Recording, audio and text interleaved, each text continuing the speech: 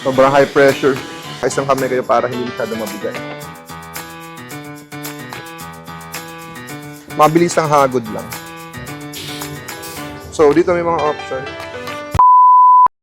What's up guys? Good morning. Day off ko na naman ngayon.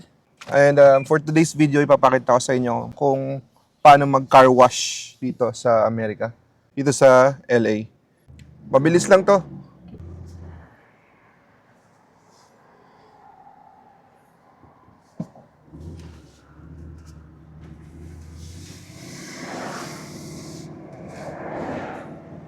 Ang gamit ko ngayon tong truck.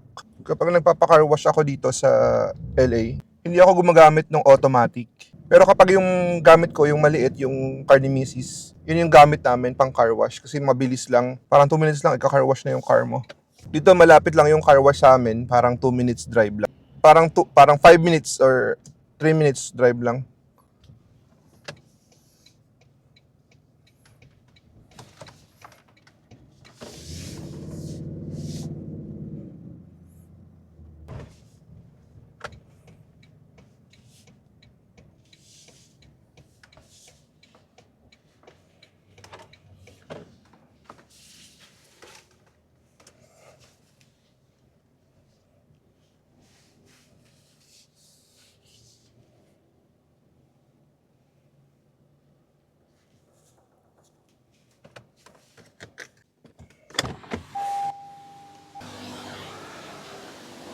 So, andito na tayo. Meron akong dalang mga panglinis. So, yung mga palagi kong ginagamit. Pang kuskus. Una, tinanggal ko muna yung mga laman. First time ko nga palang gagamit ng yung cash kasi lagi akong card pag babayad dito.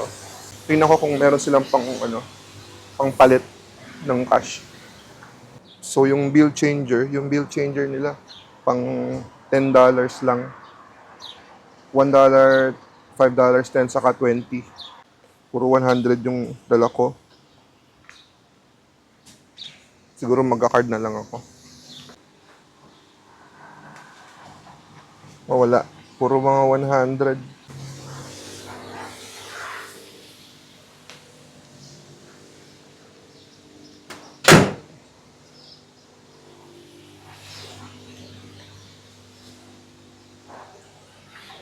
Wala na akong choice. Kailangan ko na mag-card ulit.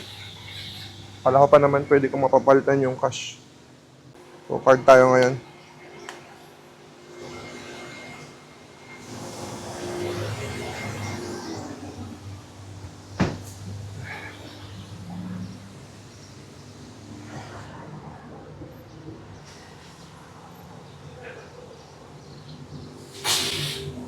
So, dito may mga option. May stop, pre-soap, high pressure foam brush, high pressure rinse, low pressure wax, triple foam, conditioner. Check muna natin. Alright. Authorizing. Okay, start na tayo. So, unahin muna natin yung pre-soap.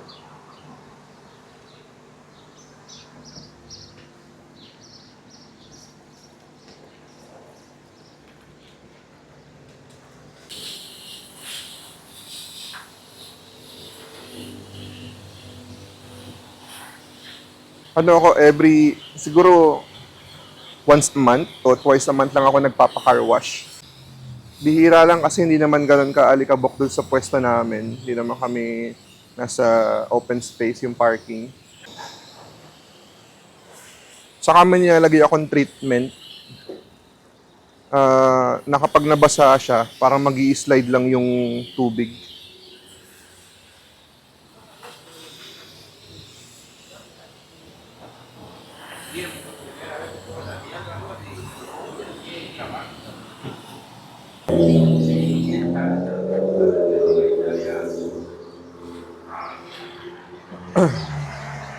So after nung pre-soap, high pressure soap naman.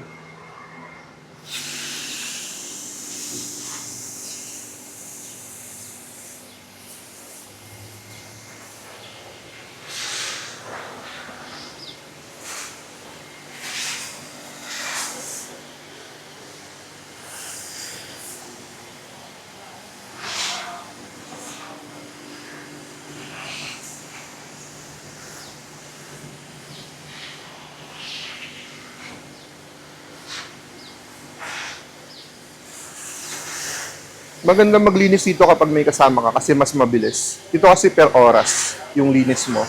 Mas matagal kang magka-car wash, mas matagal, mas marami kang babayaran. Pero mura lang naman ang car wash dito. Pinakamahal siguro nung nag-car wash ako last time, parang $20.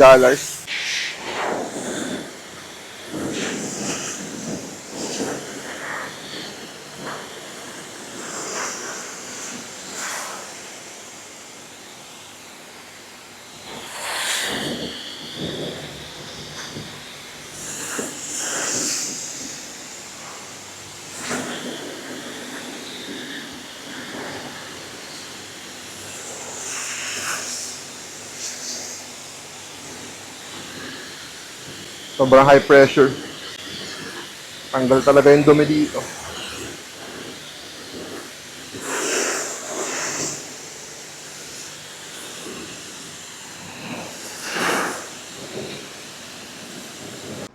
Ito na yung para sa mga gulong-gulong. Ayan. Bumubula na siya agad. Yung sa mga pang-ibaba, sa mga ibaba-ibaba.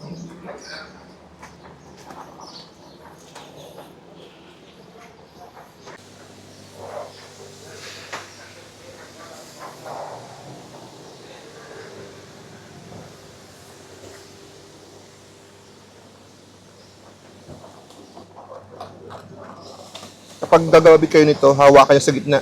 Kung nakaisang kamay kayo para hindi masyado mabigat.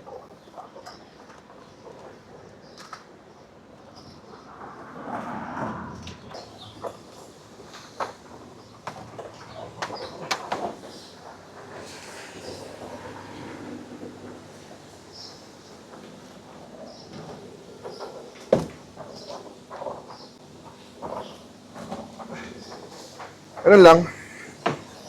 Tapos, magbanlaw na tayo. High pressure rinse.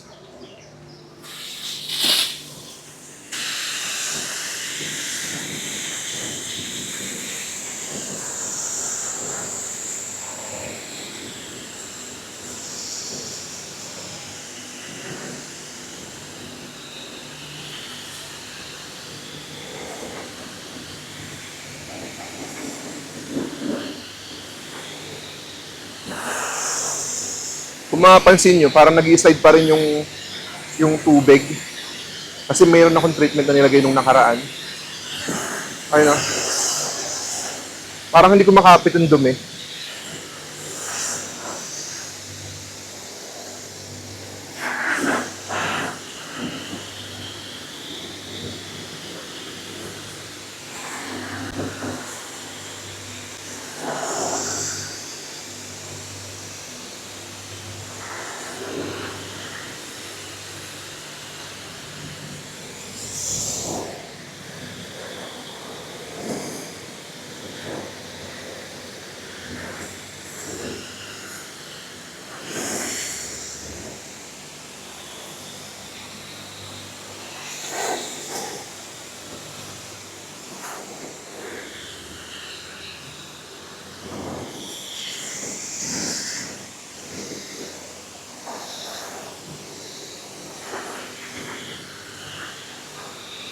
Kung mapapansin nyo, pabaliktad yung hawak ko ng handle kasi medyo malapad kasi yung truck.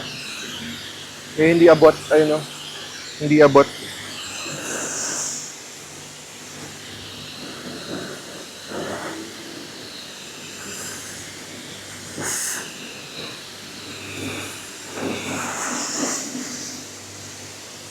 Mangalay sa braso.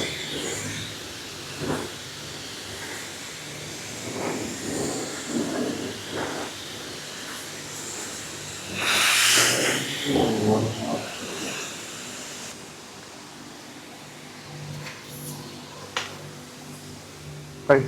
Marami pang option pero papatay na natin. Ano yung gagawa ng iba? Thank you. So after nating hugasan, pupunta tayo doon sa drying area.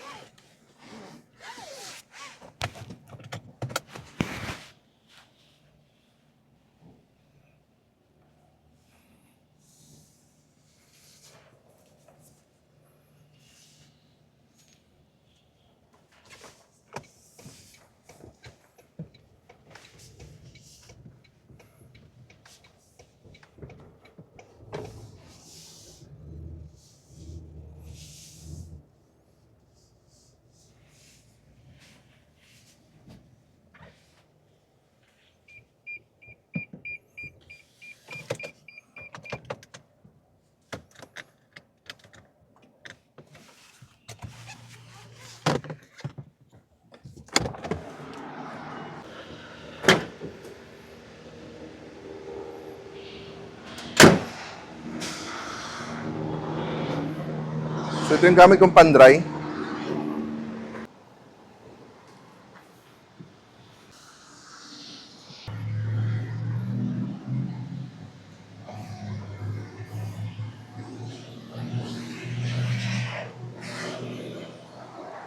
Kung makikita nyo, parang hindi naman ganun kadumi. Parang ano lang to, a minor cleaning. Gusto ko dito sa self-service na car wash. Kasi control mo yung hagod mo. Alam mong hindi ka magkakaroon ng mga fine scratches. Unlike dun sa automatic. So hinahampas-hampas lang dun sa automatic eh. Sinubukan ko na rin magtanong dun kung pwede itong truck. Pwede yung truck. Pwede kung walang yung walang ganito.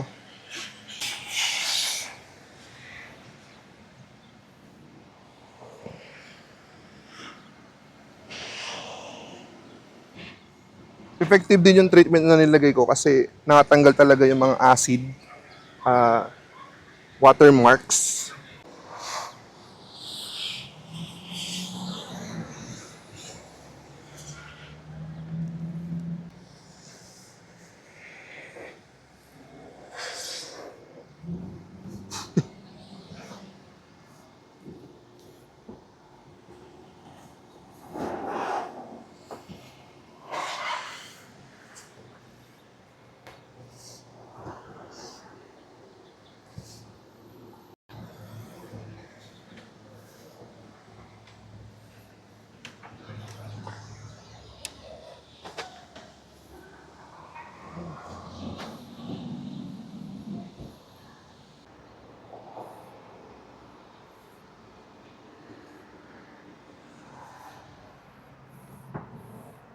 Okay, tapos na natin i-dry.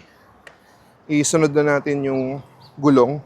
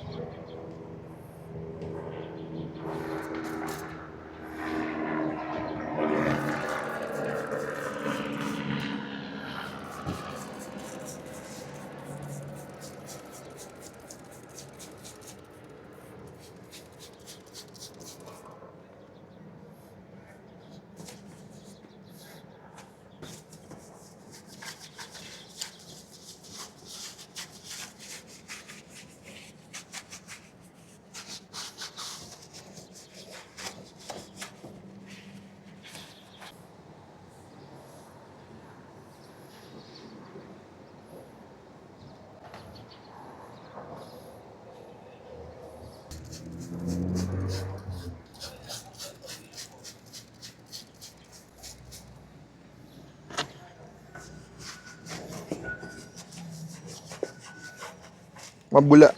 Parang kusa siyang bumubula.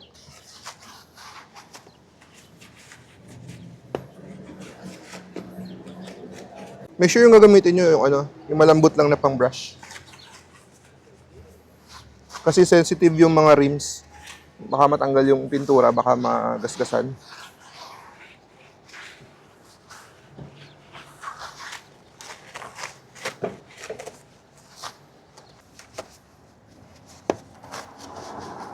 Okay, it's time for the treatment. Ito yung ginagamit ko. Waterless car wash rain repellent.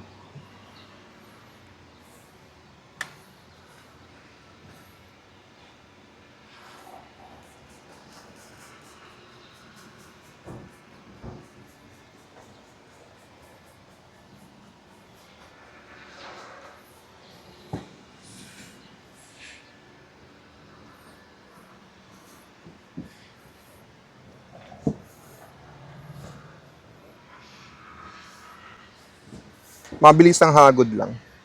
Init. So, tapos na tayo dun sa coating. Doon tayo sa mga glass. Ito na yung glass cleaner. So, gagamit tayo ng microfiber para sa glass.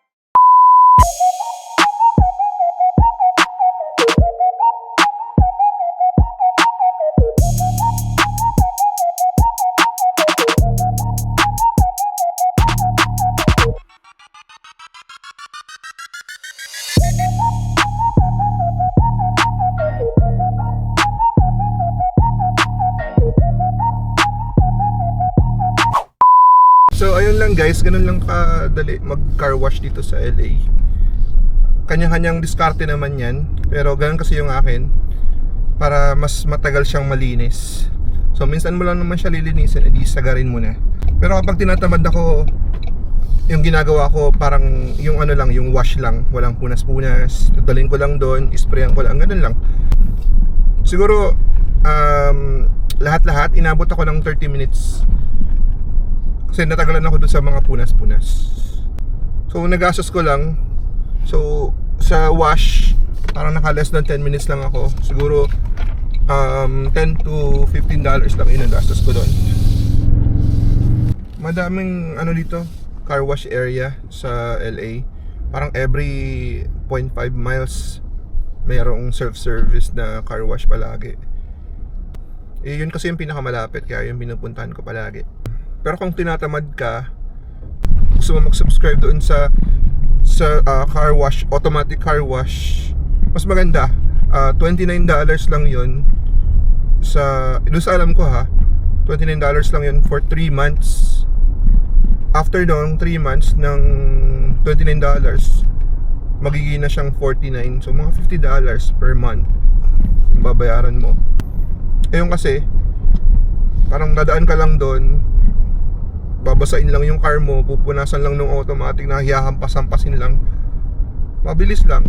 Pero para sa akin kasi hindi siya masyadong malinis, kasi makikita mo talaga yung area lang na napupunasan.